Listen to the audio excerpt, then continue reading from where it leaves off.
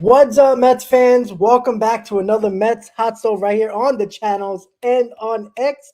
And guess what, guys? We are not trying to figure out what is going on. We actually know what's going on this time on a Mets Hot Stove. Thank you for tuning into the channels and the show, guys. Hit that like button, subscribe to the channel, as the new face of the New York Mets is Bo Bichette. We'll get into that. We'll get into the Tucker craziness and nonsense that went on over the last 48 hours. Chris, how you doing, buddy? Yeah, I'm doing well.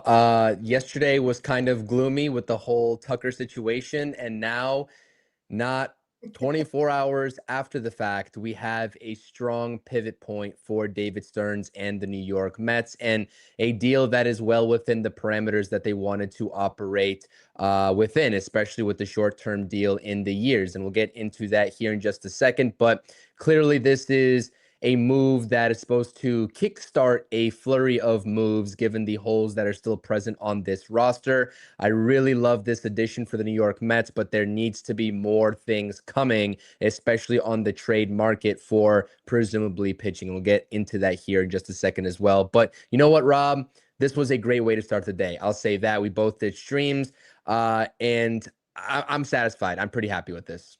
Yeah, I love the bat, right? Defensively, it's a work in progress at this point, right? He's going to play third base. That leaves Beatty up in the air at this point. We'll definitely get into that. Is he tradable? Is he going to be part of a first base platoon? So much that we have to talk about. But the bat there's no doubt about the bat. He's going to help this lineup. And what I loved even more about it was that the Phillies thought they had him. That made it a little more sweeter, right? Knowing that, I think it was Bob Nightingale that said that they it's 7 years, 200 million, and they thought they had him last night. And the Mets were like, nah, we don't. No, you don't. And we took him. So that was a little bit of icing on the cake for that. But overall, the player is good. Again, changing positions. He's not a great glove. He's not really that. I guess you could say he's slightly above average type of glove. Not, as a shortstop, now playing third base, as we all think he's going to play third base. It is a work in progress. That run prevention goes out the window. Let's be honest about that. Can't have Polanco at first or Beatty at first and moving positions for Bo Bichette and talk about run prevention as something that is, a mainfold or actually a philosophy used in what they're trying to do here. Now it's like plan C or whatever plan it might be. The plan is all over the place at this point, but you know what? As long as we get the players to make this team better, I don't really care what plan it is. Honestly, I was pissed off yesterday. Everybody saw late at night what I was talking about on the breaking news stream. You were on the stream as well. Look, I think we have to start off with Kyle Tucker because it was less than 24 hours ago where it seemed like the Mets were on the verge of getting him. And I said it throughout the boat watch parties, day one and day two. There was something going on with Toronto that Kyle Tucker did not want to go because the long-term deal was on the table this whole time. There was nobody else giving that long-term deal. If he was so serious about the long-term deal, he would have been a Blue Jay. There was something about going to Toronto. I don't know if it was his wife being, like 8.5 months pregnant, or his family in general just didn't want to go there, or he didn't want to go there. Toronto seemed like it was like in third place. And it seemed like more and more that the short-term deal was going to be what he was going to choose. And we didn't hear nothing from the Dodgers. We know they were involved, Chris, but they lingered again. But not saying that I'm mad at the Mets about this because I think they gave a more than fair offer on the short-term deal. It's a hell of a lot of money that they offered, but they still left an opening for another team like the Dodgers. You can't play game. You can't leave an opening for the Dodgers. I think the Mets should learn this. If it ain't the one time with Diaz this offseason, don't leave anything to question if the Dodgers are possibly involved because you will get burned. They will take that player from you, Chris. And they did it last night with Kyle Tucker. And it's unfortunate. I think we would have all been okay with Kyle Tucker. Some people would have complained about the money. But at the end of the day, you want the player, you get the player. And once again, the Mets left a little bit of opening, and the Dodgers swooped in and took them away. Well, from my understanding with the way this played out and the details that followed after, I mean, we went through on your stream, I was in the comment section, we were kind of going, back and forth about the contract parameters of what he got with LA and what, the Mets offered. But it's hard to envision the Mets having that kind of offer And from the sounds of it, Kyle Tucker took that offer, which is $60 million for the first 2 seasons. It was a little bit front loaded. And then they had the 50 something million dollars in the back end, no deferments from the New York Mets. So you're talking about present day money there with nothing deferred. And he took that offer and took it to the Dodgers. They beat it. And I'm not sure if the Mets were ever even given a chance to match that. And honestly, probably for the better at this point, because it's just another case of these players and these agencies using the Mets as leverage to go get a deal with the Dodgers. And that's just the bottom line. So in terms of the offer that the Mets had, yeah, it was $20 million less. We're talking about 220 versus 240. I get it. The structure of it makes it just as competitive in my eyes, especially with the no deferments there. These players clearly don't care about the deferments.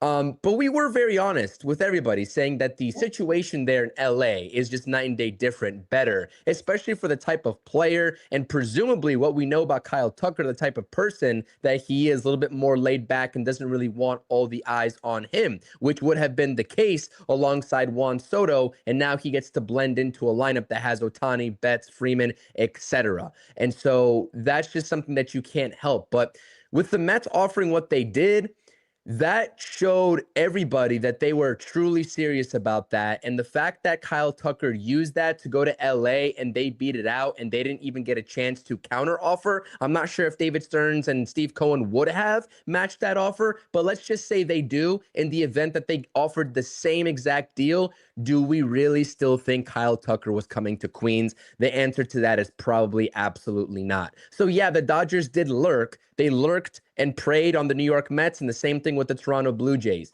And with the Blue Jays, like you said, I just don't think he ever wanted to go there. I don't think he ever wanted to go across the line and play to Canada, or play in Canada. I don't think a lot of these players do. They've built a really good foundation there, and some players are willing to do it, but we know that this has been a common theme and problem with them with free agents in the past. It just seems like that is not the prime destination for, I guess, in the eyes of some players, and you just simply can't change that fact. Just like the geographic location of LA is awesome, right? And everybody wants to go there with a lot of the recent free agents that the Dodgers have been able to acquire. So that's out of the control of any organization where they're playing at. But I really do think it came down to the situation. Tucker had his eyes set on LA this whole entire time. The reporters just didn't know it. They kept it close. He got the Mets offer. He drove the price up, and the Dodgers ultimately were the ones to come out on top because the Mets probably were never given a chance to go ahead and counteroffer. At this point, knowing what we know now with Bichette, I don't know. I'm not going to say the Mets are better off, but I think that I'm happy with the aggressive pivot if this is not the only bat that comes into the fold for the Mets. Yeah, exactly. Right. And listen up, guys. I'm going to give credit to David Stearns here. Be careful. All right. I know you might be shocked by this. It might hurt your eardrums a little bit, but I like the quick pivot, aggressive, quick pivot. I'm glad you said that because that was the next thing I was going to say. I love the quick pivot because this happened quickly because the Phillies and the Bo Bichette had a deal last night. So this happened quickly. Now, maybe they already had, some type of conversations with Bo and his agent in regards to, hey, listen, if this doesn't work out with Tucker, we're going to be right in on you. And clearly he was willing to take, what was it, $46 million a year, depending on if he opts out, but it's for 1 year at least. So he's going to make a tremendous amount of money and still go on the market. What is he, 27 years old? So he's going to go on the market at 28, 29. Wonderful, right? That's great for him. Makes buku bucks, and he's going to go right back on the market to probably get a long-term deal. Not a Met, that's for sure, but definitely going to make a lot of money in the next free agency period. So I love the pivot. Like, again, we don't know if we're better off, right? We don't know, right? Tucker can come here and be 10 times better than Bo Bichette, but everybody cares about home runs, right? Everybody was talking about, Tucker's never hit 30 home runs. He's like a 26 to 27 home run guy, nothing crazy, no huge power. Bo Bichette doesn't have huge power, right? He doesn't. But what is he? There's two things that he really does well, right? High average, low strikeouts. And by the way, he had over 90 RBIs this year with only hitting 18 home runs. So what does that tell you? That tells you this guy puts the bat on the ball with runners on base and runners in scoring position. What did the Mets have a problem with last year?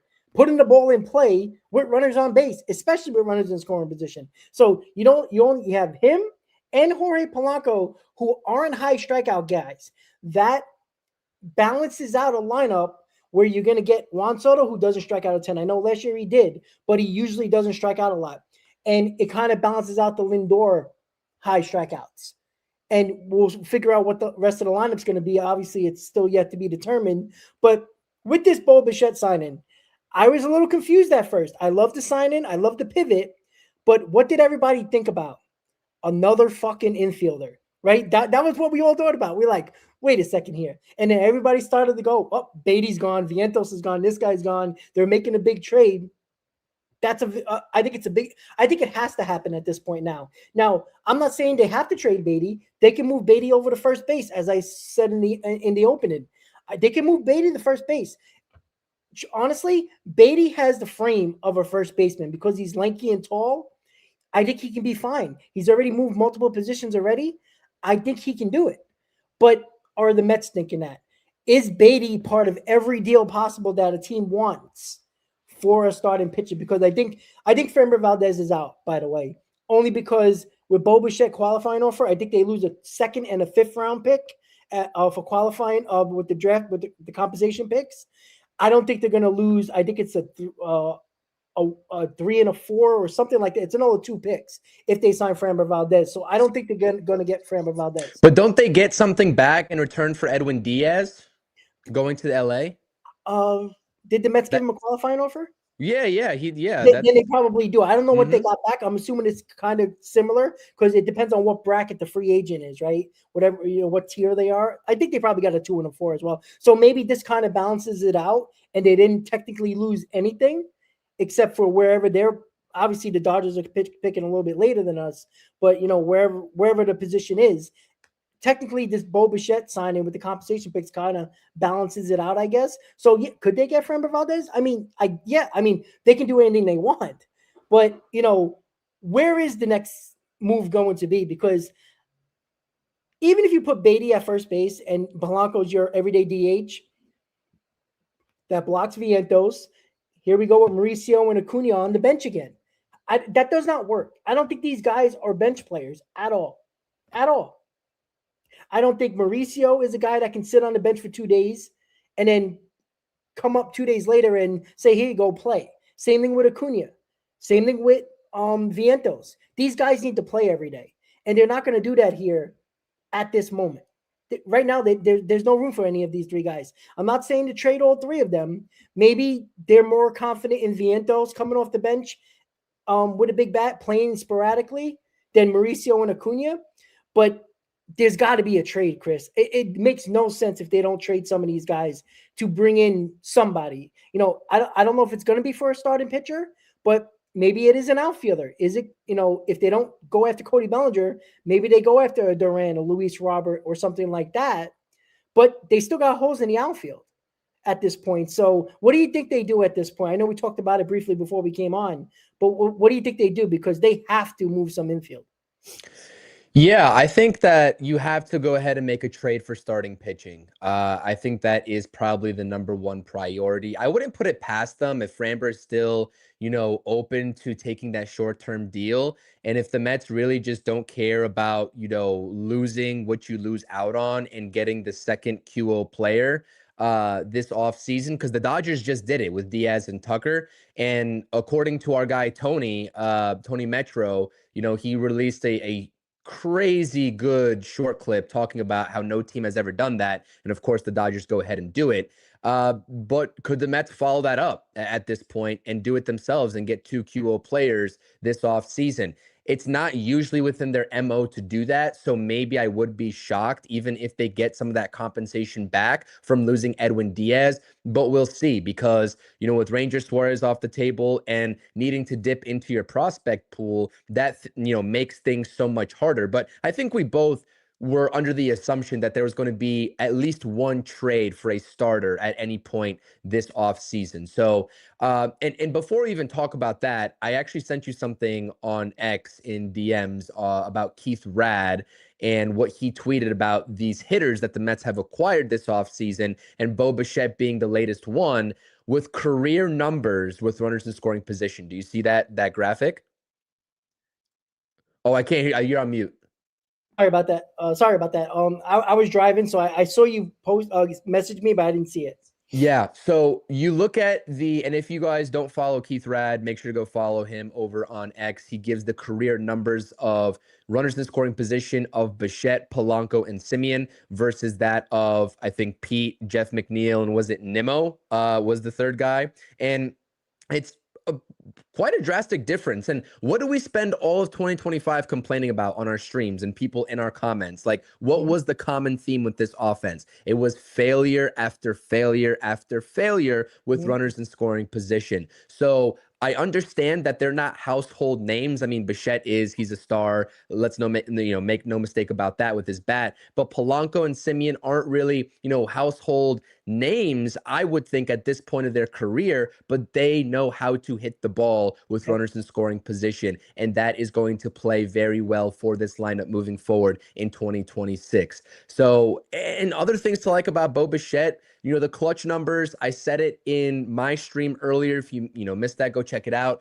But 2 outs, runners in scoring position, tie ball games, late and close ball games in 2025. All of these numbers with the bat, Bo Bichette was elite in. You add that with 45 doubles. He's a gap-to-gap hitter. No, he's not going to give you consistently upwards of 25 home runs. He's more of an 18 to 22 home run candidate. But if he's doing all these other things with the bat and checks all the other boxes, why are we so pressed on how many home runs he hits, right? You're going to get home runs with Lindor. You're going to get home runs with Soto. You would have to imagine Polanco is going to go for upwards of 20 as well. You're adding another guy that can get to that 20 mark, and that will play out just fine. I need guys that know how to hit in the clutch, and I need guys that know how to hit with runners in scoring position. And that's exactly what David Stearns went out there and did. Now we have to talk about the positional fits, like you said. And this is where everyone has question marks. You're going to have two guys at this point,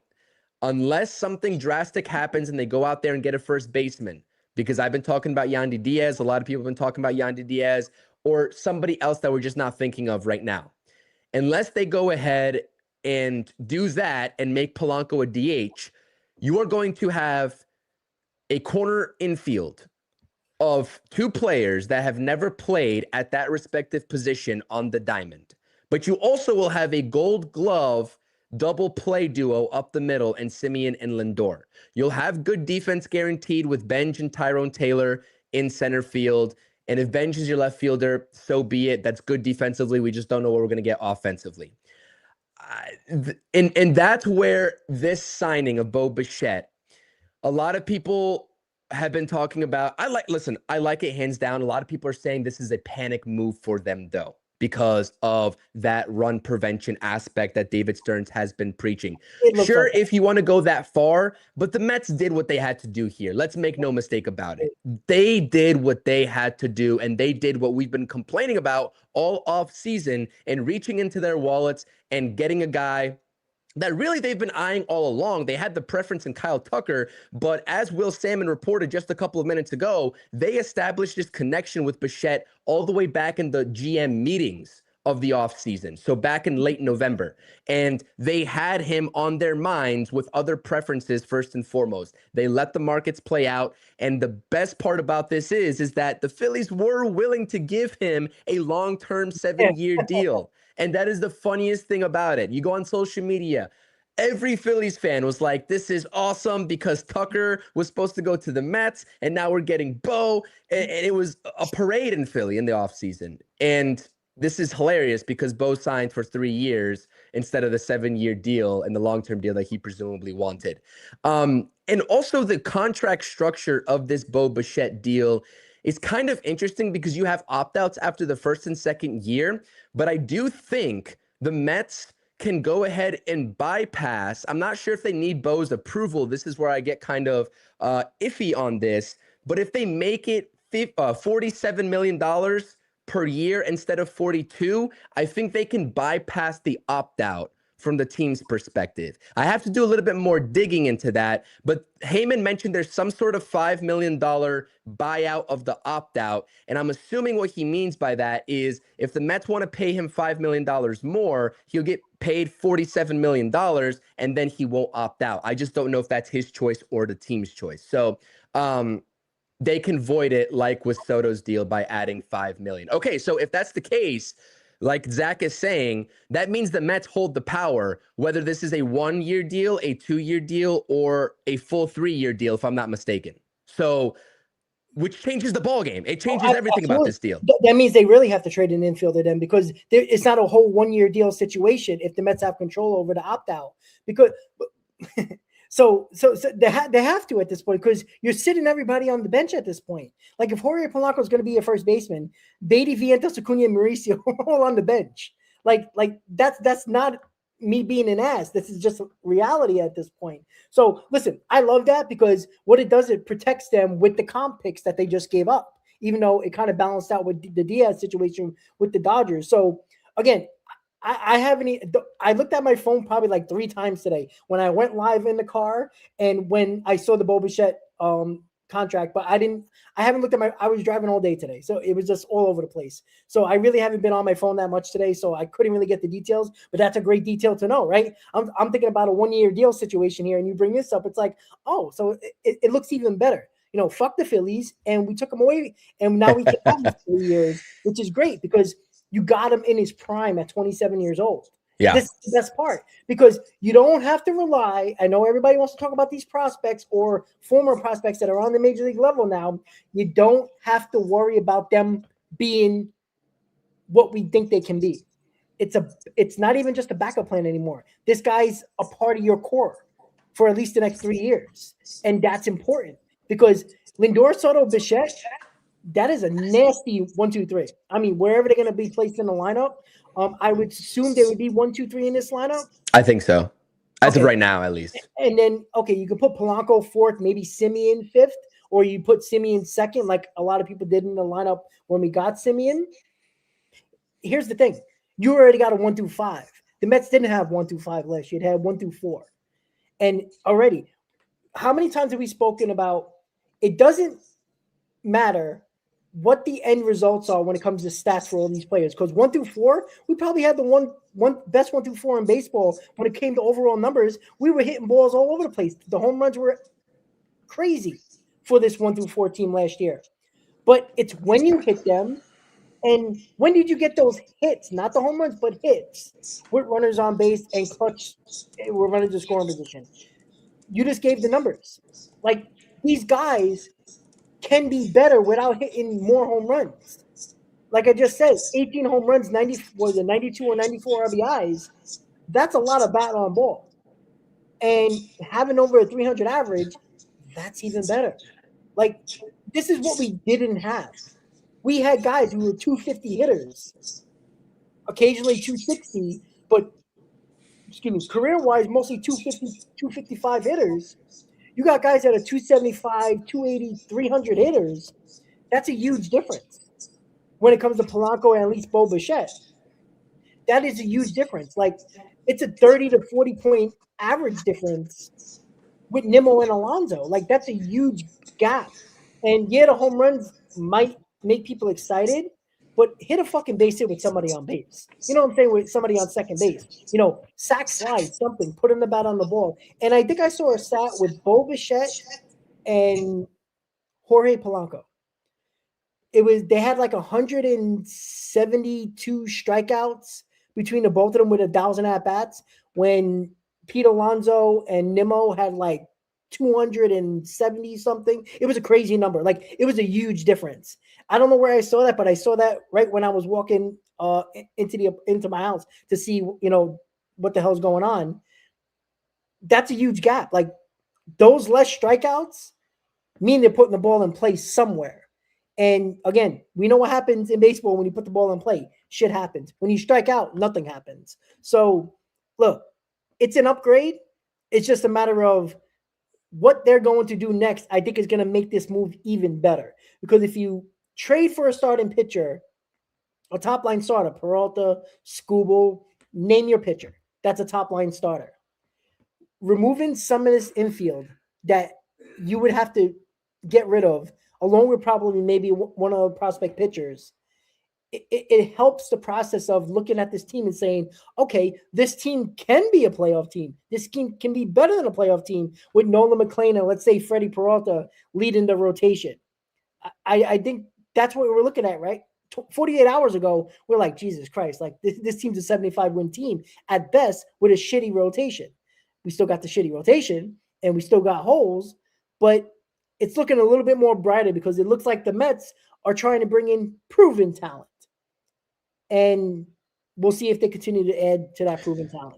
I did do some research on the Bo Bichette contract, and of course, I mean, it would be much easier if John Heyman does his job and gives us the actual wording to make us realize what is actually going on. So it is not like Juan Soto's contract, unfortunately. I did some digging here.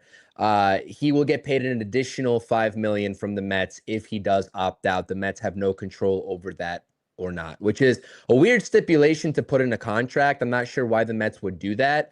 But anyways, so if Bo opts out in either year 1 or year 2, he's going to get an additional $5 million from the New York Mets, which doesn't make sense. But so the Mets want him to opt out, basically.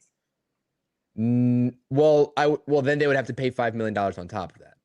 Well, that's what I'm saying. Like he has control over the opt out, or if he stays with the contract, they give him the $5 million. Or no, if he stays, he's just getting paid the 42. But if he opts out, he's getting paid 47 for the 1 year. Well, I'd opt out too. I would give well, right. Well, right. Well, so the thing is with that is the way that he's opting out, unless he completely has a mirror image type of season as his 2024 campaign, which was brutal statistically, and I guess injuries combined, then he probably won't opt out because he has one more chance to go at it again in 2027. But if he produces anything close to what he produced last season, of course he's opting out. I mean, there's no incentive for him not to at age 28. Then you can start talking about an 8 to 10 year deal for Bo Bichette. And at that point, unless the Mets are really convinced of his bat long term and his ability to show something at third base with the glove, I also don't think that they'll give him an extension. So a little bit of a weird contract, and that it might, I'm not saying it will completely, but it might deter the New York Mets from trading Brett Baty because you're really only guaranteed 1 year of Bo Bichette with this contract structure. Or they might, trust a guy that is coming up fastly through the wings of this farm system and Jacob Reimer as being insurance at that position, in place of Brett Baty. So I don't know. Weird situation, but like you said, the bat is undeniable, and we will see what happens from here. And as Zach is saying in the chat, Pat Ragazzo did drop an article saying that the New York Mets are still in on Cody Bellinger. They are not out on the Cody Bellinger sweepstakes. Honestly, they should be. They should be. Can you imagine this lineup? This is like, I'm not saying that's Dodgers-esque, but that is second right behind the Dodgers in terms of best lineup in baseball. We're talking about 1 through 6 in this lineup. For sure. And if you go ahead and add in maybe a bounce back season from Alvarez and see what Benj can provide you, right? In center field on a platoon basis, that's money. That's money. The only issue here, right, as we kind of, we'll talk about everybody. We'll talk about Bellinger, maybe talk about some other starting pitchers. But, I still am very speculative on this happening with Bellinger because the Yankees have done squat this entire offseason. Like, they've signed a Mexican League MVP. They've signed Paul Blackburn and Ahmed Rosario. What'd you say? Former Mets. Former Mets, right? The scraps that everybody likes to talk about in the inverse relationship. So if they let Cody go, that fan base is going to erupt. Well, you know what? I don't think the Yankees are budging off them 5 years. So they have 5 years, right? Well, that's what I'm saying. Like, but can the Mets do what they did with Bo Bichette and offer him an opt-out after year 1? And it would have to be stupid money like Bo Bichette, though. Who Another 40 cares? plus Right? million. Look, you were going to go 60 million basically with Tucker a year. You give him 42. Let's just say they give him $40 million as well. Like, okay, who cares? Like, they're probably coming off the books the next year anyway. So it's not in long term. And again, they're not afraid going high AAV, clearly. Right. Right? They were willing to pivot to Bo Bichette. Like, it would be more fun because the Yankees fans would be crying, and we always love that. But just the way the Philly fans thought they had Bo Bichette in their pockets and we took them, I would just love it. Not only it's going to make our lineup better, and our lineup will be as deep as it was probably since 2022.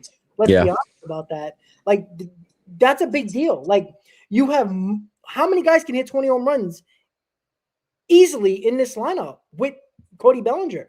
Like, that's not including Alvarez, the possibility of Beatty being in this lineup still if he plays first base and Polanco's the DH or Beatty's the DH, whatever, right? All these guys, like, you can go 1 through 8, and all these guys can hit home runs. And you know what? I don't mind Tyrone Taylor batting ninth and playing center field. You know what I'm saying? Because you could put Bellinger at first base, left field, wherever you got to play him. And Tyrone Taylor's probably going to get a ton of playing time. I mean, in my opinion, I'd rather put Bellinger at first base and use Carson Bench and Tyrone Taylor in left and center. I think that would be fine. You could put, Polanco with DH, and what you're going to do with Vientos and Beatty. I don't know. Like, that just makes for a trade for a starting pitcher. I know it's mostly possibly both 1-year deals, because I don't think the Mets are going to go 5+. I don't think they're going to match the Yankees offer. Put it that way. I think the only way to get Cody Bellinger, and if it's true that what's being reported, the Mets are still in on Cody Bellinger, they have to do a Bo Bichette kind of deal. That's the only way I see them getting Cody Bellinger, or they're going to trade for a Luis Robert, or just bring in a stopgap like a Harrison Bader, maybe a Lance Nootbaar, somebody like that. Yeah, I agree. I think that's the only way they get Cody too, because the differential of what he's asking for is that 2 years with what the current offer for from the Yankees is, and that 5-year deal that they have on the table. So there's no way that the Mets would be able to. I mean, they would be able to if they really wanted to. They could go a long-term deal, but they don't want to do that. It's very clear that they don't want to do that. So let's just say you give Bellinger, I don't know, a Bichette type of deal. $40+ million per year with the same structure, the same opt-outs. He's 30 years old. He'll be 31 next year. He has the ability to go back out onto the market at 31.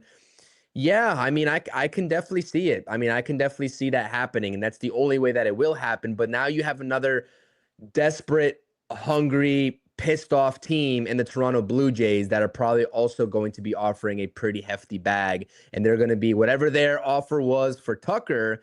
I'm not saying it's going to, this is for sure, but you'd have to imagine a portion or maybe even all of that money might be allocated to putting an offer on the table for Cody Bellinger to just take him away from the New York Yankees. So no reason not to try. Right, absolutely. So that's a tricky situation. Pat Ragazzo is the one reporting that. We've had Pat Ragazzo on the show before. He does a great job always. So we'll see what comes of that. Do I expect it to happen? Probably not, but that would be sweet, man. You get Belly and you go out there and get a guy like Peralta, and I'm ready to freaking rock, man. I don't care about Tucker. I don't care about what the Dodgers are doing. You're going to war with LA at that point, and it would just be nice. It's a solid team. Like, Mm-hmm. Again, baseball is such a unique sport where, anybody can look great on paper, right? The Dodgers look like world beaters on paper. Doesn't matter. They were an inch away from losing last year. Like, they weren't the better team in the World Series. They weren't. They still won, which you get, obviously, who cares at that point? But they weren't the better team. Like, anybody can be beaten in baseball, which is the beautiful part. As I said many times, the MLB playoffs is like the NHL playoffs now. You make it, everybody has a chance. This isn't the NBA where, the top teams usually are going to make the championships and going to win.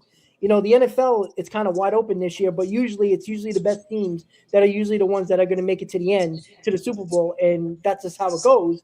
But baseball is so unique with so many games during the season, so many long series during the playoffs. Anything can happen. All you need is 1 or 2 hot pitchers, somebody that comes out of nowhere, like a Tommy Edman type that just becomes an MVP in the playoffs. Anything can happen. That's why you don't always need to be the best team on paper. You just got to have the right fit. And how many times have we talked about this, Chris, with the Mets' old core? They never felt like they fit together, lineup wise. It just felt like it was just a constant like maneuver, or like it just went in circles with this core. It just never felt like it fit. Now I'm not telling you that the Bo Bichette, Bellinger, Soto, Simeon, Polanco, Lindor, all those guys are going to fit. We have no idea. This is another change of a clubhouse, right? Inside the dugout, we don't know. These guys might not get along, but we know Bo Bichette and Simeon used to play together. So that is something that, okay, these guys know each other, right? Lindor and Soto, year 2. We know how bad Lindor was with, basically being an outsider when he first got here.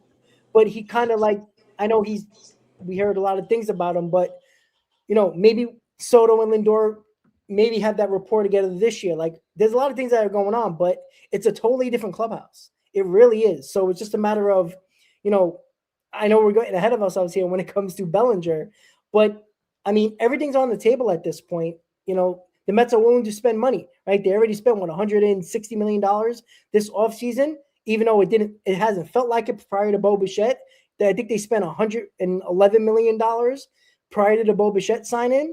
They were, and it felt like we're still a 75-win team. Spending all that money and you still feel like you haven't gotten better is, demoralizing. But getting Bo Bichette and seeing that the Mets are in on Bellinger, they're probably in on other outfielders that we're not even knowing about when it comes to trade possibilities and the possibility of getting a top line starter.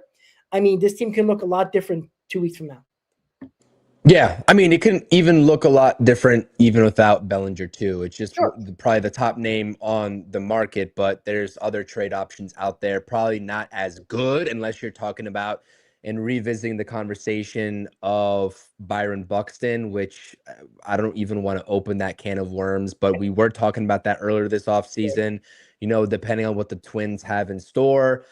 They recently took Joe Ryan off the trade block. Are they going to put him back on? I don't know what the Twins are doing. I don't even think they know what they're doing. But I'll tell you what, Yankees fans are pissed right now. And I'm reading and scrolling my timeline, and I'm loving every single freaking second of it. They are pissed. Everyone's making moves, including the New York Mets, and they're not. It's just as simple as that. Shout out to Travis as well with the super chat and super sticker. Shout out to everybody in this chat right now commenting, every Mets fan that, shows up and supports and gives their thoughts and opinions. We definitely appreciate the input as well. Yeah, I do think that pitching is going to have to be one of the next dominoes to fall with this team, though. I still can't get the idea of Freddie Peralta out of my mind. I just think that is a really good fit depending on what they will ask for in return. For Peralta, we heard that they want a MLB ready young replacement for him. We were talking Easy. about Brandon Sproat. Mm-hmm. They can do that very easily, especially if you're showing a willingness to be serious about this season. If you go out there and get one more bat, if Freddie Peralta's out there for the taking, you do it. If they're willing to throw in, I don't know why they would, but if they're willing to throw in McGill, you do it, right? Yeah. That's a good back end of the bullpen with Williams, Weaver, and McGill. I'm getting ahead of myself, but at this point, this It's Bo Bichette exciting now. signing, we're asking for the moon now. Let's go. That's it. That's the type All of in Mets, timing we're baby. on. All in Mets. Let's go. Let's go. I was So pissed off yeah, man. 24 hours ago. Now I'm excited again. Oh, Now we show life. we were so down bad yesterday, Rob. On my video that I dropped on your stream that you did, I was livid. I honestly was like, I was at a point where I was going to say, and this was never going to be true, but I was like, I'm not going to even watch baseball in 2026. But, we always come back around. We'll always We watch do. this team no We do. matter what Why is we going do. on. But Even if yeah, it man, hurts. it just, yeah, right. It just depends on, for me, the level of aggressiveness that David Stearns is going to deploy with the Finally. prospects moving forward. Yeah. I really hope that he is serious about trading some of these guys, and not just the prospects, but if it takes Beatty to get a deal done, I understand that people want him here for the long run, and I get it. But if you find the right deal for a guy that's under control for a little bit, like a Jaron Duran, I think you have to make that deal. Oh, yeah. and it's never ending too. Like Vientos, like what purpose is he going to serve? Is he going to be the DH if Polanco's playing first? Is Beatty going to play first if these SNY projections of the Mets lineup are accurate? That moves Polanco to DH. You've got no room for Vientos. Yeah. Luis Angel Acuna is never going to hit his stride. We see this guy knocking the cover off the baseball in the league that he's in right now, the winter league that he's in right now. And you think he's really going to do that and replicate, the tail end of that great season he had when Lindor went down? He probably can at some point, but he needs regular, consistent at bats, which he 100%. did not get last season, and he looked pretty awful, with the inconsistent at bats. Ronnie Mauricio, I mean, the guy has all the potential and talent in the world, not going to make a difference on this team that has no room for him. I'm sorry. These guys that are here that have graduated from the prospect level and are MLB ready but are still considered young talent, they are better off in different uniforms, because right now with the timing of this team, they are not going to be put into a situation where they're going to succeed off the bench for the Mets in 2026. So you got to get it done. I mean, there should be no questions. If the Mets and Steve Cohen were pissed off and David Stearns was pissed off enough to go get Bo Bichette, you need to be pissed off enough to get rid of some of this excess talent that you have to continue to make this team better. And that's just the bottom line. That's my true feelings at this point. Yeah, that's a great point. And you know what, though? Look, you talk about, if Beatty has to get moved, I think you have to move him. I know there's a risk there, but you're not trading every infield prospect. You're just not. So if Beatty's gone, you have a plethora of possible third base prospects or guys that are still on the major league roster that were former prospects that some of them might still be here after the offseason is over and we get into the season. So if Beatty has to be in the deal, I'm sorry, if it's Beatty and Sproat to get Freddie Peralta, if that's stopping you from getting Freddie Peralta, then you know what? What are we doing then? Then why get Bo Bichette then? Like, that's what I'm saying. Like, I think Explosive just asked me, are you not going to be mad at David Stearns anymore? I'm not over the moon yet about David Stearns, right? This was a good signing. I love the aggressive pivot, but this move requires more moves. There's a huge logjam in this roster right now, right? Let's say Mauricio is back in the minors or Acuna. One of them have to be. These guys are sitting on the bench. Chris just talked about, which he made a great point. With, if somebody's at first base and Polanco's the DH, where is Vientos playing? These guys are not good bench players, right? Vientos is only going to come up every now and then in late situations with an at bat, ice cold. We've seen this already with Mauricio, with Acuna, and Vientos. If they don't play, they're an ice cold bat and they're not good at it. And that's the Mets' fault. That's not their fault. They've all performed at some point in whatever, professional area they were in, minor leagues, on the Mets itself, when they were playing. So if they play every day, they got to get used to that. Now, they should be a baseball player and, always be ready, because you're not always guaranteed a job. Obviously, the Mets know that. But we have to understand that this move is a nice move, but not moving some of these guys makes it that much harder for Carlos Mendoza to manage a game. Because what did we see him do last year? He had no idea who to put in the lineup on an everyday basis. Who's playing third? Who's playing second? Who's playing DH? Multiple guys sat down all the time. Didn't Mauricio in September sit down for like 2 weeks straight without even a start? Like, you can't do that to these guys. These guys are too young and so used to playing every day. All you're doing is hurting their development, and also you're hurting their value. And that is why this type of move is great with more moves to come, right? Signing Bellinger, that's awesome. You're filling a hole in the outfield. But the infield is where you can use some assets, not all, but some, to get a Freddie Peralta, to maybe even go try to entice the Tigers to trade Skubal, because they're both rentals. I'd rather go after Skubal, but Peralta's perfectly fine. This is where you can get better without, overhauling your farm system. because you don't have to do that. You have an abundance of infielders and two pitching prospects that we know that team in the Brewers would want a ready-made player or pitcher. And it seems like it's sounding like Brandon Sproat. Again, if you got to throw Beatty or Vientos or Mauricio or Acuna, none of those guys should stop you because none of them have been good enough long enough to stay with this team and not make that trade. So great trade. Great signing, but it would be a lukewarm signing in my opinion if you don't do more to better this team, especially in the pitching rotation, in the starting rotation. You can't run it back with what you had last year, especially after adding Bo Bichette. It just doesn't make sense. I agree with you. That's why I started this off by saying, this is a move where it signals more things to come, whether it's a signing or whether it's a trade or whether it's both. To what degree, we don't know until it happens. I don't think many reporters probably do know at this point, but you don't just sign Bichette and let's be very honest about this. He's a great bat, but $42 million for Bo Bichette is absolutely ridiculous. Like that's an overpay, but that's what they had to do. Correct. The Dodgers, with what the Mets were willing to pay, had to go above and beyond. You think Kyle Tucker's worth $60 million? Hell no. He's not even worth probably 45. But he got that because that's the precedent that the New York Mets set and that the Dodgers had to meet and beat.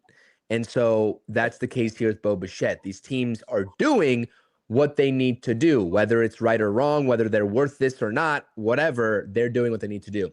So I agree. More moves are coming, and they can't come soon enough because, a lot of fans are antsy. A lot of fans want to know what the configuration of this, infield is going to be. You have John Heyman going out there and saying that the Mets view Brett Baty in a light that he can play multiple different positions, even third base on some occasion. They're talking about left field for Brett Baty, and I think that he got some reps in the minor leagues at left field. I'm sure he would be okay there, but that's not something you really want to bank on. I don't want to bank on it, at least. So yeah, I don't buy it. And by the way, let me just refresh everybody's memories with how the Mets do this, right? They go ahead and they get the replacement of these players, right? They did this with Jeff McNeil. They did the same exact thing with Jeff McNeil. They traded for Marcus Semien, and they had Jeff McNeil on the roster for the longest time. What did they say with Jeff McNeil when everybody was like, you guys have to trade him, right? They said, no, he can play first base, right? We're going to try him out in multiple different positions. He's versatile. He can play left field, right? They traded him. I think the same thing is going to happen here with Brett Baty. I'm going out on a limb because I think Brett Baty at his peak is a much better offensive weapon than Jeff McNeil at this point of his career. But I just think that the Mets just do this. They just gas up these players and say, no, I don't care how many infielders we have. We can just move them around the diamond. And then they're like, and then they find trades for them. Correct. And so that's what I expect to happen. And I see some. And you know what? Yeah, Baty's value would never be higher right now. It's at its highest. Yeah. And it's the best time to trade him, to be quite honest with you. He hasn't proven it enough to warrant him staying. And oh my God, we traded Baty. And I'm a big Baty fan. Everybody knows that. Like, you can't stop a trade because the possibility of Baty, it's his own fault that it took him 3 years to figure it out. All right. And there's still no guarantee. Like, why can't Baty do what Vientos did last year? It's a very big possibility.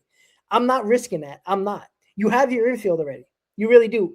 Even if you don't want Polanco playing first base, and he's going to be a first baseman at this moment, or at least a platoon with Vientos at this point, you got your infield set.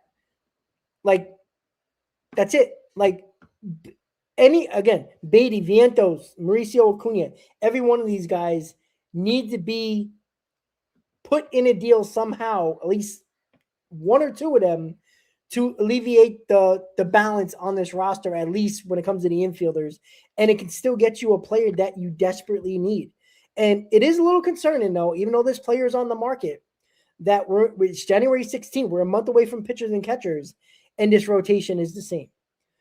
that's concerning because you can't keep on losing out on these players, right? We saw Ranger Suarez go to the Red Sox. That's one person off the board. Even though I don't know if the Mets are going to go there anyway, but if Framber Valdez goes off the board in the next couple of days, that makes it that much harder to get a top line starter because now you're definitely going on the trade market. And guess who knows that? The team you're trying to trade with for that pitcher. And, right now, you might have a little bit of an upper hand saying, hey, we just got Bichette.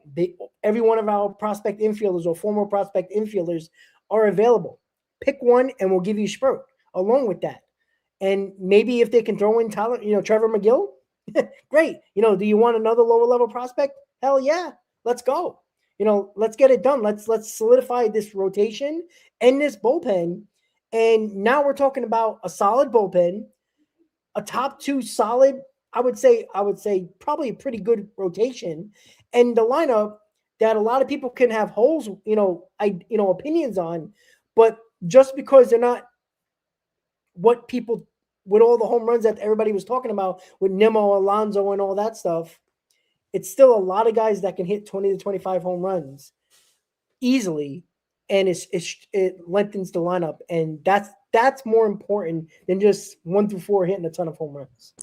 I see Dolo is saying here, let's be honest, Stearns hit the panic button and got Bichette after losing Tucker. It was always a plan B for them. We just mentioned the Will Salmon report. They had this going with Bichette, and they had meetings with him during the GM meetings. That was in November. He was always going to be their backup option. So it's not a panic move, really, if you have priorities A, B, and C. I think we all can agree we'd probably rather have Tucker a little bit more than Bichette on this team because he fits what the Mets needed defensively, and you can argue he's probably a better bat, right? And so that's fine. There's nothing you could do about him going to the Dodgers. You offered a competitive offer. I don't think Brett Beatty. I don't think Bo Bichette is that bad of a consolation prize here, especially for a short-term parameter that you wanted to stick to and an already established relationship that you've had for the past 2.5 months. So it's not a panic move. This was always set in place in case they were not able to land a guy like Schwarber way back when, which was probably never going to happen. And then also most recently, Kyle Tucker. So that's the way that I view it. I know a lot of fans are going to say that it is a panic move. I just don't see how you can call it that if this was already in the works for a long time, and that is confirmed and backed up by Will Salmon. And I also see a lot of people here talking about Zach Gallen. Zach Gallen's fine. I'd be interested in him for a little bit of a short-term deal. He's coming off of a very bad 2025 campaign, really good 3 seasons before that with the Diamondbacks, but he's another guy that has a QO attached to him. So that brings us back to the same Framber Valdez question and equation of, are the Mets going to go ahead and sign 2 QO attached players in this offseason? Gallen at this point, that's a huge, it's a risk knowing that you need to go ahead and get solidified talent and hopefully players that are carrying momentum over from the previous season, like Freddie Peralta is coming off of one of the best seasons of his career. Taking a chance on Gallen isn't the worst thing in the world, but it comes with a question mark. It really does. And is that something that the Mets are going to want to chance again in their rotation? The one silver lining of the Zach Gallen conversation is that no matter how you draw it up, he is an innings eater. I think he was at 192 last season. Before that, it was a little bit lower at 148. Before that, I think it was just over 200. So he will provide you innings. It's just, can he figure something out? You would hope with an entirely new staff here in New York on the pitching side of things in Queens if they were to do that. I don't think they're going to go after Zach Gallen. I would be shocked if they do. Would I be upset if they do? No, because he has shown consistent success. It just didn't happen in 2025 with the Diamondbacks. Yeah, correct. Like I said, I see Zach Gallen right now as a number 3 at the very, at the least. Obviously he could have an ace type year. We've seen it before, but you can't rely on Zach Gallen to be a top rotation guy. Like if that's your big pitching move, you're kind of waiting for it to be a disaster because he has to be great to even make this rotation a little bit better. But yeah, the innings are important. I think way too many Met fans are not paying attention with guys that can throw a bunch of innings. That's why Framber Valdez makes sense as well. I know with the comp picks and all that stuff, but getting Framber Valdez, why I was always in on getting him was because he's a 190 inning guy. Like, can he fall off the map next year? Sure, but don't have that argument when he hasn't done it yet. If he does it next year, all right, we're in trouble. But because he's been doing it and consistently has been doing 30, 31 starts, 32 starts a year, I'm not going to say he's going to fall off the mat. You can get guys that can throw 180, 190 innings. That makes everybody else better. It definitely makes your bullpen at least a little bit more, better, only because they're not throwing as many innings. You can count on that guy going 6, 7 innings, even when they don't have their best stuff, which helps the bullpen. Let's say in Valdez's starts, you're only using 2 or 3 guys a night, while you can use 5 guys on another night. Or it's lessening the burden on the bullpen that was destroyed in the first half and the second half of this with this team last year. But look, Zach Gallen isn't a bad move, but it still needs to be a Peralta. It still needs to be a Valdez. It still needs to be a Skubal. It makes no sense to sign him and tell me this guy's the top of the rotation. It's stupid. Like that's an addition with a top line starter. That would be awesome. But how far are the Mets willing to go with this payroll? Like, that's the other question as well. Because they're over what, 300 million easily now. They're way over. They're at like 330 something, right? 338, 340. Pre-tax already. Yeah. So okay, then clearly Steve Cohen doesn't care at this point now. I think I'm going to say this, and I know people are going to be like, "Oh, here you go, killing David Stearns again." I think Steve Cohen was absolutely pissed they didn't get Tucker, because he hasn't spoken on X forever, and he comes out with the Pope nonsense and the smoke, all that stuff. I think he thought he had Tucker in the bag, to be quite honest with you, because he put himself out there, and the last time they lost out on Yamamoto, they pivoted somewhere else quickly. And I'm not saying that David Stearns didn't do the work here with Bo Bichette, but this was approved by Steve Cohen long ago with Bo Bichette. Like, this was a situation where David Stearns did not have to pick up the phone and get the approval of Steve Cohen. He already knew this was happening. And with Steve Cohen being pissed off, which I think he very much was, that Tucker went to the Dodgers, he's like, fuck this. Like, this is why I think it's a whole new ballgame, Chris. Nothing about David Stearns, liking him or not. I think Steve Cohen wasn't happy with what was going on in this offseason, and his wife was getting killed and jumped off social media. He hasn't been on social media and getting killed on social media. I think that he tried to stay on the back burner this offseason, which he said he was going to do, and he already did it. And I think this is a whole new ballgame now again. I think that no player you talk about is off limits at this point, because Steve Cohen is now directly in the room with anybody that can be a big name coming to the New York Mets. I think he's always been, though, Rob. You don't think Steve? I don't know. I think he has. He's in a room with, hey, let's go trade Brandon Nimmo, or let's not even give an offer to Pete Alonso. He's been doing this since he was the owner, though. I mean, with Lindor, with Correa, with like a lot of the big players, sure, but like it felt like the market came to the Mets, which David Stearns is known for, with Kyle Tucker, right? This wasn't a situation where David Stearns was the aggressive one and throwing a short-term deal 3 weeks ago. When they were, kissing Bellinger's ass and courting him, they could have courted Kyle Tucker, and they should have gave this offer 4 weeks ago. And maybe you would have had Kyle Tucker a couple of weeks ago, but he allowed the market to come, and we heard nothing about Steve Cohen being in any of this information, anywhere near negotiations. And I know he's involved, but it felt like he jumped into the mix where he didn't like where this negotiations were going. And Steve, when we found out the report that Steve Cohen jumped into this negotiations, all of a sudden the 4th year was offered to Kyle Tucker, not just the 3rd year. It just felt like he jumped in and says, David, let me figure this out. I know it sucks because you kind of pushing Stearns to the side here, the guy you're telling to run the team. But we know Steve Cohen loves to do this. He is not afraid to do it, which I guess I like. But again, he's saying one thing and his actions are saying another. Which again, you got the player in Bo Bichette, but you didn't get Kyle Tucker.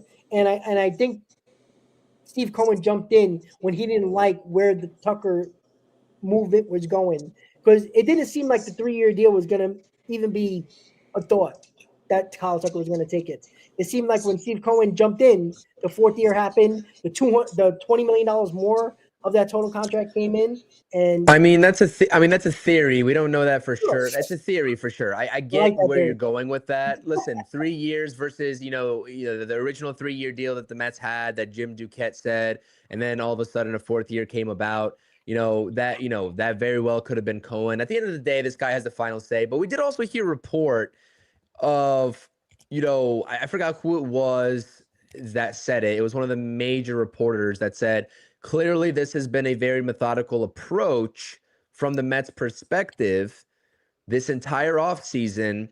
But make no mistake about it, Steve Cohen has given the green light to David Stearns to go 350 and even blow past the $350 million mark in terms of payroll for 2026. That's why I don't think the Mets care. And I don't think David Stearns is operating under the assumption that he's just going to stop at Bo Bichette, given the payroll being at $340 million, give or take. They know that they need more, whether it's free agency or whether it's bringing in a guy like Peralta for $8 million. That's still money going onto your payroll. And Steve Cohen has already pre-approved that. I do think that David Stearns definitely does deserve credit for this deal, though, because like I said, going back to the GM meetings, this is a guy that David Stearns has laid eyes on and scouted and is like, okay, if plans A and B don't happen, I have my preference in players, but if it comes down to it and we strike out on the other guys, then we will go ahead and get Bo Bichette, which is exactly what happened.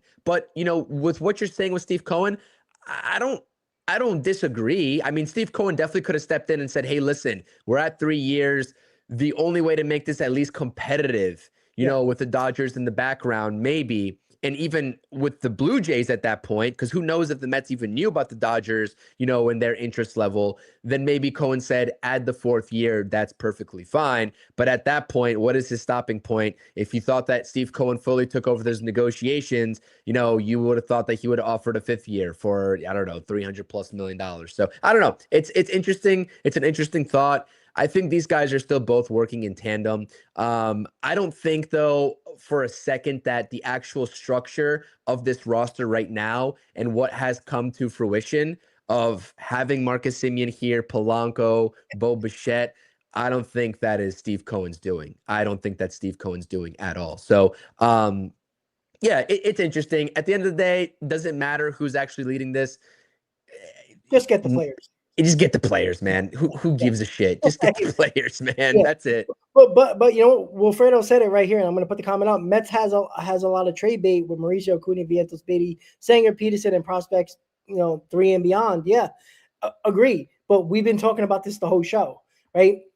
Is David Stearns going to do it? Because look, he signed Bo Bichette, right? I'm not giving no credit to David. He deserves credit for this one, no doubt. I said it on the breaking news stream. I'm saying it right now. I still think Stearns has a lot of work to do to earn all of our trust, but he has all these trade options to make moves to better this team. I like this deal. He was either going to get Tucker or Bo Bichette, clearly in his mind. So that's out there. But that is the question of the day. Is he going to use the abundance of of assets that he has in his roster and the farm system to make this team better? If that's an outfielder because they can't get Cody Bellinger, or is that a top line starting pitcher? He's got to do it. There isn't a question of, he should do it. There's a percentage of, there's a 25% chance. No.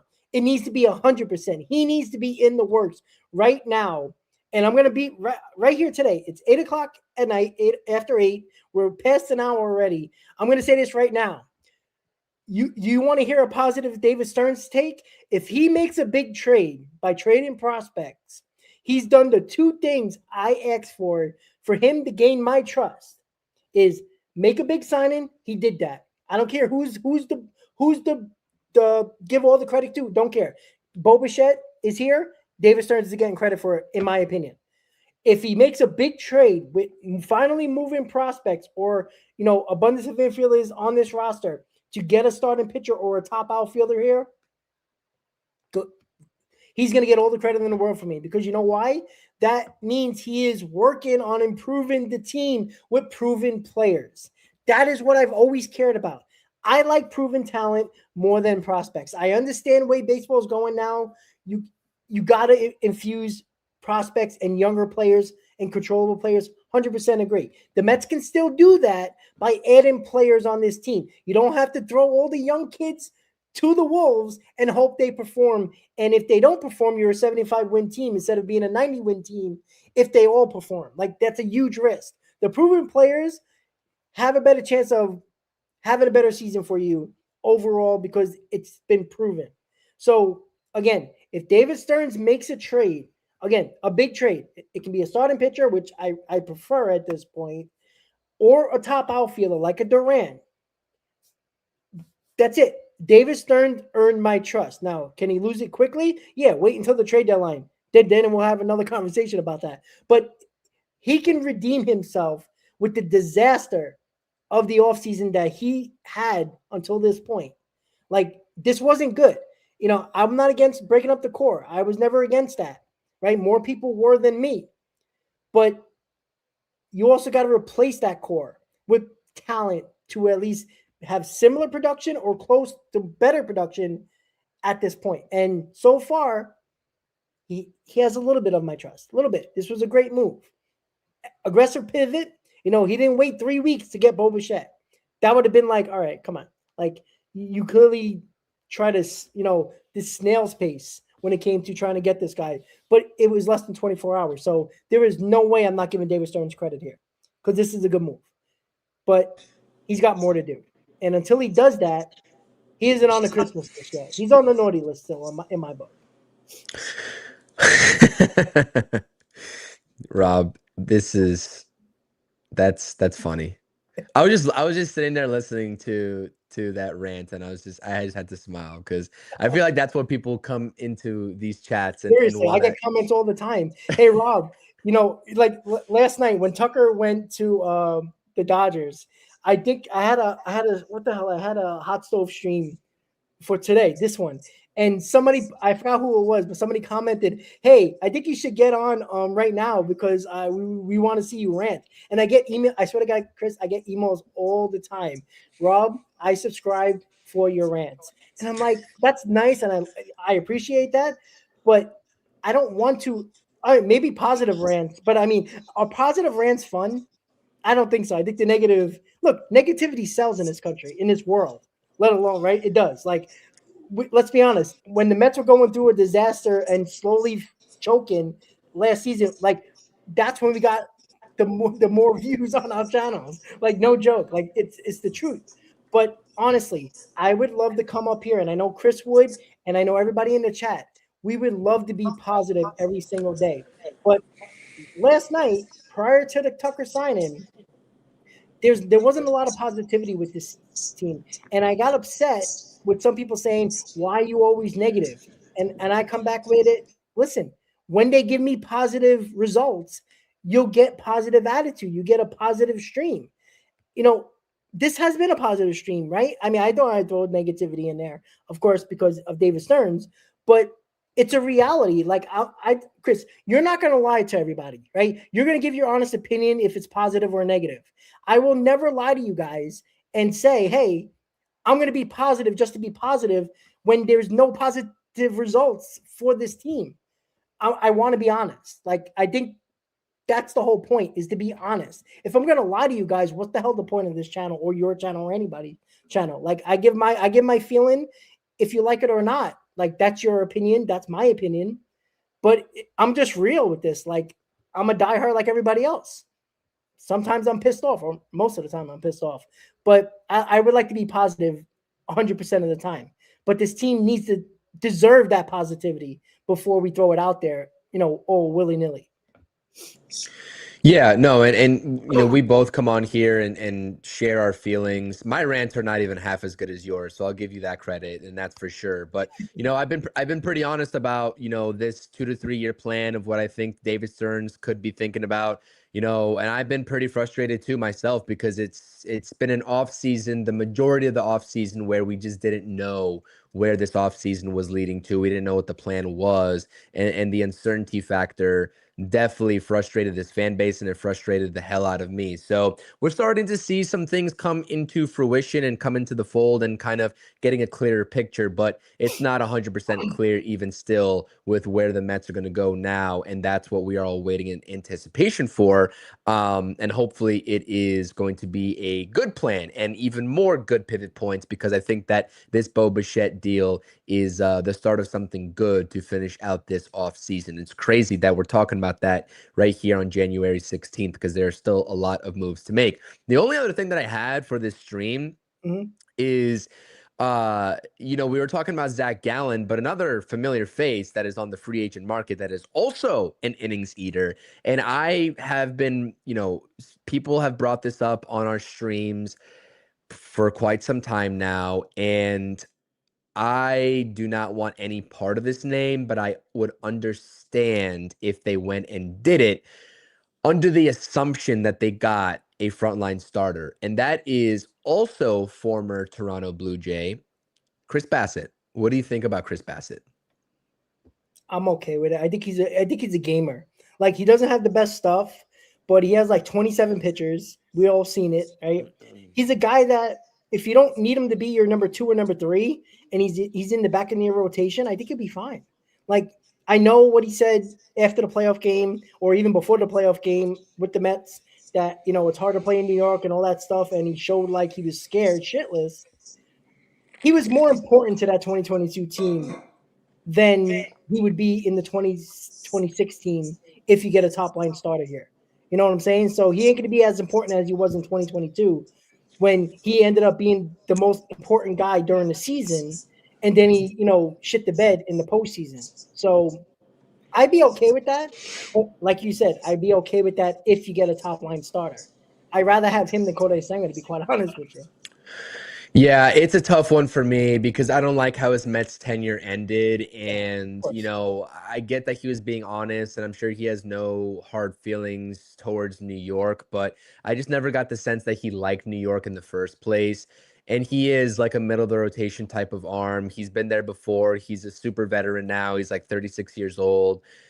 It'll be a short-term deal. There's no QO attached, obviously, clearly with the age there. So it wouldn't really excite me. Like No, if you're like, if you do that, you need to trade Senga, Peterson, or both because like there's just way too many threes and fours in this rotation. And you take a look at Manaya, who's going to be here. If he's not going to the bullpen, I don't think he is. Clay Holmes, another guy like at that point, you're stacking too many mid-rotation guys. At least with Gallen, we know that he has the upside of yep. being maybe a number 2. I mean, he's not an ace. He won't be an ace, but he has the upside. With Chris Bassett, you're looking at the upside being a 3, and that's best case scenario. So, I'm good on Chris Bassett. But I know that there are fans out there because I've seen the comment section. I see, Johnny in the chat right now saying yes to Chris Bassett, while a lot of other people agree with me and say no. I see the argument for both sides. It's just another interesting name. I would be curious if the Mets took the chance on the reunion, but I wouldn't. I don't want that. Yeah, again, I'm not gonna, go crazy about it either. But before we end the stream, gotta ask you right before we go. Not the Giants, but I mean, Oh, I was gonna when say, is Harbaugh gonna sign that contract? get the deal done, man. I'm sweating now. I'm starting to sweat. So, but no, it's Mets related. We know the Mets are gonna make another move, right? It's obvious that they're gonna have to. I like that Rangers sweater by the way, the Patrick division. Yes, Ooh, sir. that. All right, so I'm sorry, just way of course here. The next move for the New York Mets will be what? Oh my goodness. We played this game last week and we Yeah, thought it was going to be like, Tucker, or you thought it was going to be Peralta actually. yeah. And we got Bo Bichette instead. So a little bit later than we envisioned, but it still happened. Dude, I think that it's time for a starting pitcher, man. I think that this is, I don't know if it's going to be this week. These trades take time to materialize. You're working with, a pesky team. In this case of my answer and Freddie Peralta, it's this pesky organization, man, in the Brewers. They don't find success and continued success in the regular season, of course, but they are not like continuous winners by just recycling and getting garbage in return for these moves that they make to replace the guys that they don't want to pay. They are going to be asking for a hell of a deal. It probably will start off with the name Jonah Tong. I'm sure the Mets will say no. We'll see if the Brewers would be willing to take Brandon Sproat. I would do the trade. And so I would think that starting pitching is going to be the priority for the New York Mets in the next move. We don't know how they view Brett Baty situationally and positionally for 2026 yet. I still expect Brett Baty to be traded. Get this deal with Freddie Peralta done. This guy has been the most obvious answer for this team since this offseason started. I get it.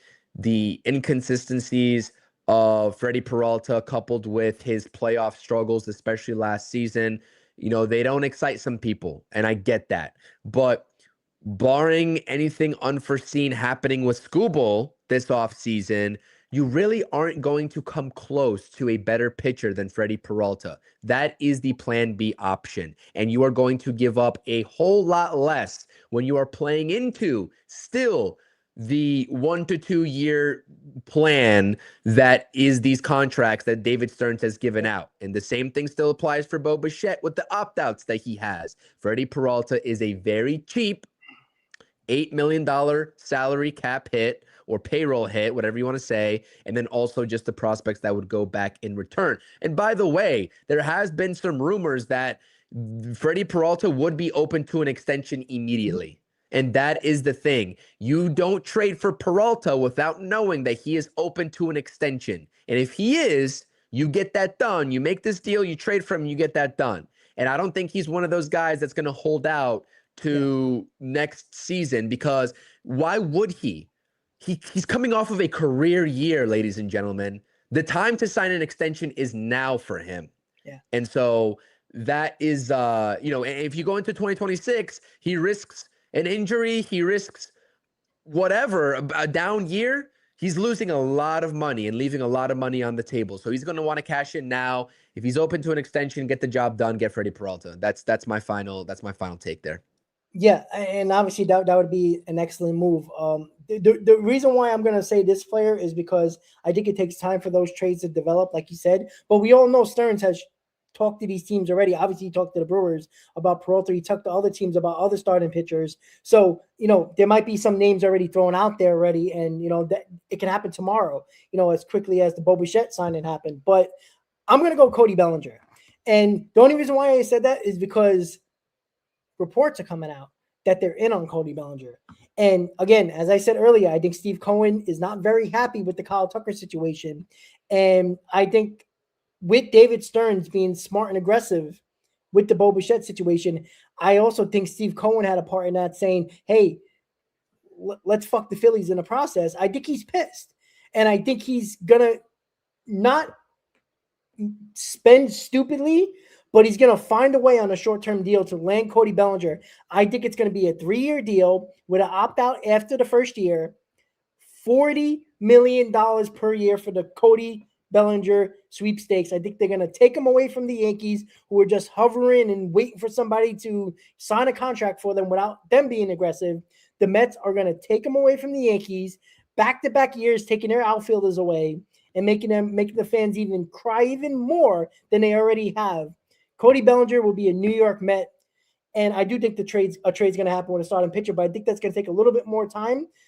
Cody Bellinger is going to wear orange and blue, I think, when the weekend's over. I truly believe that. Like, I'm feeling good about it right now. Maybe I'm just, getting way too positive here, and I know that's shocking, but I think Cody Bellinger is going to be the guy. I really think Cody Bellinger is going to be a guy, because I think where there's smoke, and I'm not using the Steve Cohen reference, where there's smoke, there's fire. And I really think with the reports coming out, and Steve Cohen being very much annoyed about the Tucker situation and coming out of the woodworks on X, I think Cody Bellinger is going to be a New York Met.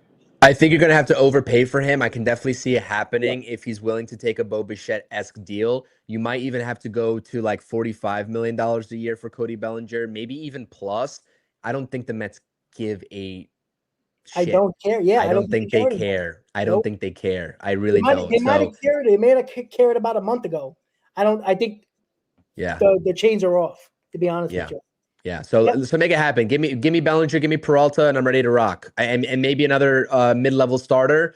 Yeah. If you want to trade Senga or Peterson, be my guest, and let's rock and roll, man. Let's rock and roll. I love it. But the thing is, though, the last thing here is that, if you do go get Bellinger, I mean, I guess that probably seals the deal on Beatty or being your Vientos. first baseman, right?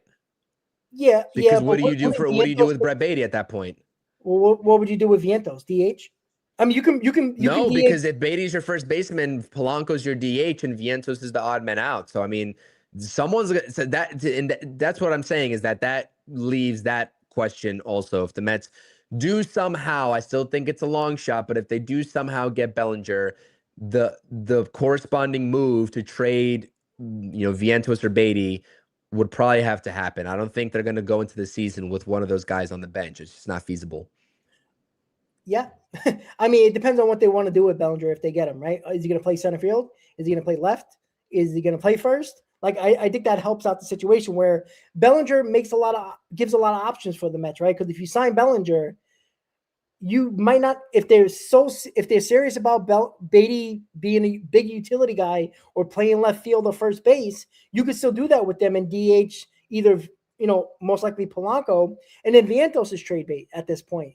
And Or Bellinger just plays first and Beatty just goes in left field. I don't know. I don't know. I don't think that's the best idea, but that's not the best idea. But again, Stearns already caused this problem, even though it's not a problem with the lineup when it comes to Bo Bichette. But he caused this problem. Let's be honest.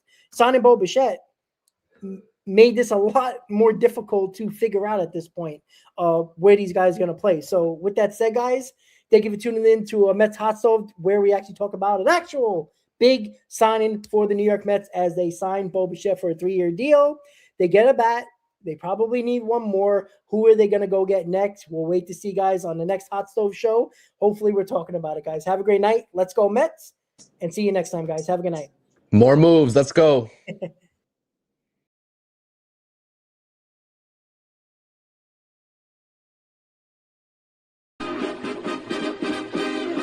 Meet the Mets, meet the Mets.